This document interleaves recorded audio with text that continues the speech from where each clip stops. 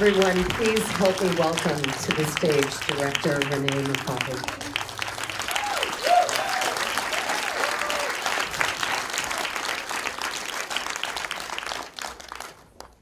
I know you have some people you would like to bring up. Oh, yeah, sure.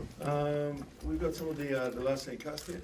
If we've got Beulah Koala, who played Minka.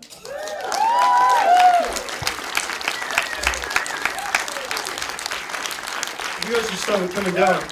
Sophia Hubbins as well, who played Zoe.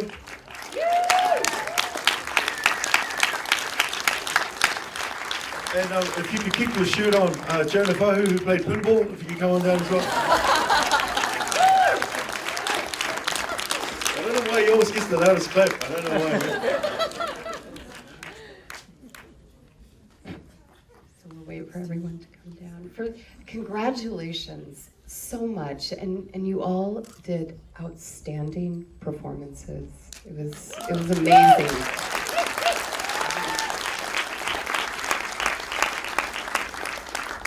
And I know this is your first feature film, and you mentioned, you touched on a bit in the introduction that you faced a lot of challenges in getting funding and making the film. And for those of the people in the audience that don't know about the story, can you talk about that a bit?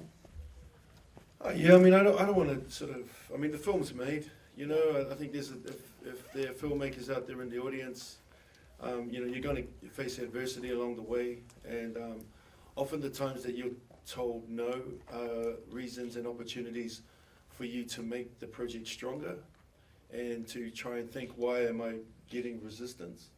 And you know, that was an invaluable part of the process. And you know, I've seen that film maybe about 3,000 times, and there's something that different that gets me every single time, you know. I mean, we wouldn't be here today if it wasn't for without the cooperation of the New Zealand Film Commission, who kind of were like a really horrible girlfriend throughout the process, and have only just sort of come around and discovered that we're not that bad. But we might be moving on to other things, you know, you know those relationships. Yeah, but yeah, I mean, they're helping us finalize the music and also to get it around now, because we've got great news with. Beulah is he screen tested in LA last week for the lead of the new DreamWorks film.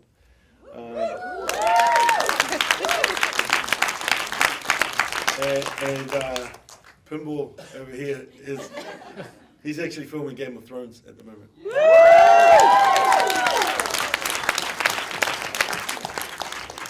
And congratulations to you. The boys aren't too shabby. I mean, Sophia's still doing. She's kicking ass, but I mean, I mean, I gotta say that about the brothers, man. You know, like we're from poor neighborhoods, and we were raised, you know, poor households, but rich, and family and upbringings with our parents, and we wouldn't be here without our parents, and also the man upstairs, but it's just like I like telling everybody, because it's just a good story of trying through adversity. You know, we're not superheroes or anything like that. We're just normal people, and fuck, we worked hard, man.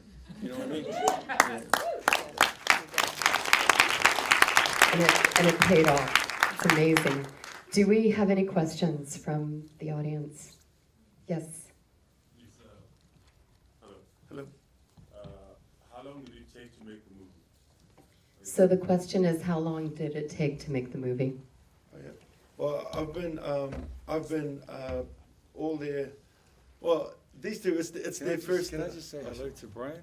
Brian did Spartacus with me a couple of years ago. We did Spartacus together, and it was just a coincidence that he emailed me today and said, "Hey man, congratulations on Game of Thrones." And I was like, "Fuck, thanks man. What are you up to these days?"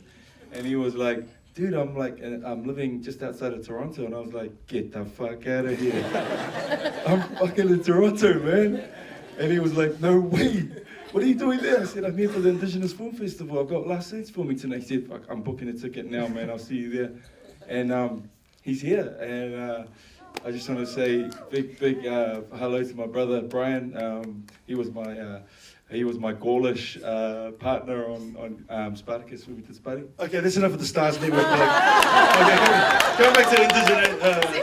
All right, come back to indigenous filmmaking here. All right, see, this is what I have to do as an older brother, and it was just like this on set. Okay, controlling the two of them doing their fight scenes. No. It took writing the script took about 4 years, but a constant period of development. But it's Beulah and Sophia's first feature film, and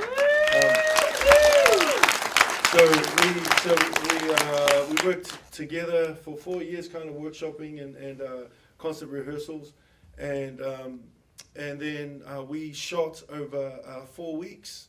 At nights, 12 midnight to 6 a.m., 2 weeks on, and then we had a week off because Beulah had to go do a play, but that turned out to be a blessing in disguise because then we could recharge, and then we went through and finished off the two, and then we edited it in about 2.5 weeks, and wow. Because we had no money, right? So the poor guy that was editing was like, "Brent, I got to do my job." I was like, "Yeah, it's all good, man." And then we took a year to clear music rights. That's not our fault, because we everybody that came in, we said, "Have you got it? You got it? Costume, wardrobe, lighting. You got it. Music." Yeah, the guy was like, "Yeah, I got you, man. I got you." He didn't have jack. And we can laugh about it now, but really, I mean, it was it was like we could have got done like a dinner. But like I personally got contacted from the head of Universal, the head of Mushroom, and he was like, "Ren, congratulations on your film. We really appreciate what you're doing. My staff love the message. If your film was crap, we would be rooting you over a barrel right now." No, for real. And he said, "Go away, sort your stuff out, please, and come and show us and tell us when you're finished."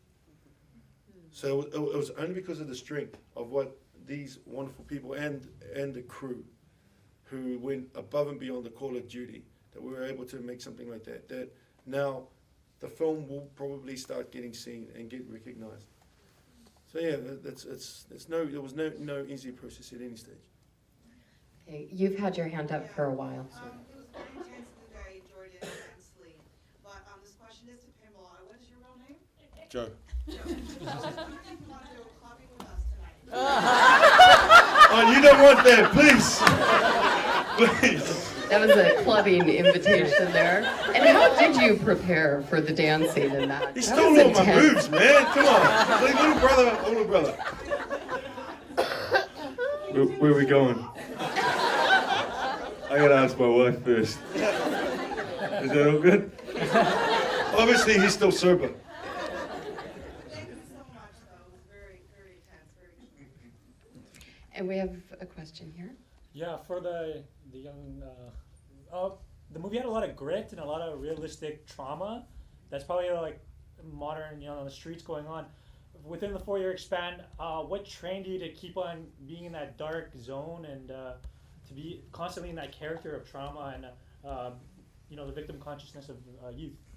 Like, what did you do to train yourself to be constantly, in that character? So the question is, as younger actors, how did you train and approach being constantly in trauma for the role? Momo lava be momo sia tu whaftai ta so tu mo nea wanoa o nei po matungofi. I just thought, because this is the Indigenous Film Festival, first words that come out of my mouth is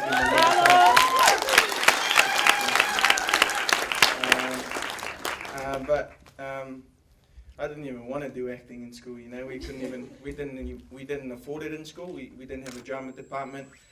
But I happened to meet Ren when I was 16 years old. I'm 23 now, and I just played rugby. And after my rugby games, Ren would pick me up and take me to acting classes every Sunday, and you'd do that non-stop for 3 years.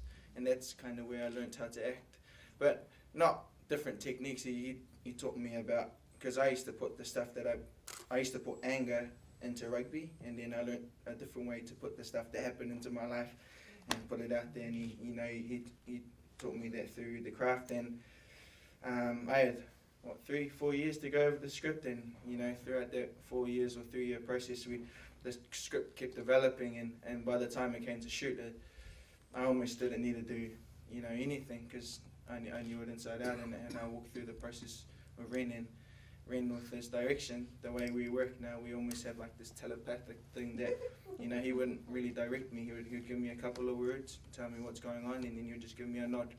And because we didn't have a big screen where Ren could see what I was doing, we just had this little camera that was like a photographer camera, and Ren would just had to trust what the camera guy was doing and what I was doing, and I knew we had a good trust between us, and I just worked hard in the moment. Well, I think so it was like a year before it started filming that I got the role, so I had like a year to prep. But before that, I'd been doing about 3 or 4 years and doing these acting classes sort of as a group, and they were it was great prep. Ren's an amazing acting coach as well as a director and writer, very talented and actor, but he's always challenging us to sort of find the light and the darkness, vulnerability. He really pushes us, and so it's just that thing. It's like going to the gym, and then you want to get fit, and so you go to the gym before you do like a big marathon, and it's sometimes a whole bunch of different exercises which can prep you for a specific character or scene, and that's what it was like for us, going and working out. And then about the year before filming, then I started doing research, because her life is like, I can't draw personally from it. I live quite a bubble wrapped life, so I had to kind of go and research and learn and read books and watch documentaries and get in and understand someone who lived a life like that, and worked a lot with Ren and Beulah, and it was great. That's pretty much it. Thank you, Sam. Joe, tell us about That's why I had to go clubbing for. No, I mean, but Joe he was a, Canada, rugby is sort of a sport, right? No, but in New Zealand, rugby is like the sport, right? And Joe was a very good footballer. He was a professional rugby player. And he was playing in Scotland at the time, and I was at film school in Amsterdam at the Binger Film Lab. I don't know whether you guys know the Binger Film Lab. And he was going in he called me up, and he was on the phone, and he said, Ren, I'm just going for an operation. My knee's kind of been playing up a little bit, and I'll go in for a short operation, and I'll call you at the end of the day. And then he called me up, and he didn't call me, and time went, day turned to night. And then I got a phone call. I was like really early in the morning, and I just heard him, and he was like, and he was like crying. And then I was like, little brother, what's up? And he said, my career's over. I went in the operation for my knee. They took they took all the cartilage out. And like the sound of someone's heart breaking, And then he was like, I'm nothing, because he's been an athlete all his life, so he was like, well, what am I going to do? And I was like, you mean you're an actor? He'd never done any acting before. And I don't know what the fuck, I was just trying to keep him, you're an actor, man. And you will be. And he was like, nah, man, and I said, nah, you're an actor. You just gotta, because it's just about, he's just got a beautiful spirit, vulnerable, but very strong. He's got a beautiful spirit. So that's just an actor. And he went through the processes with his wife of finishing a professional rugby career and coming back and becoming normal and facing the realities of the world. But in the background, I had a television series, and I had my first one that I was going to write and direct, but I had this character in this movie, my first ever movie, and it was going to be this guy Pinball. And this guy Pinball had to be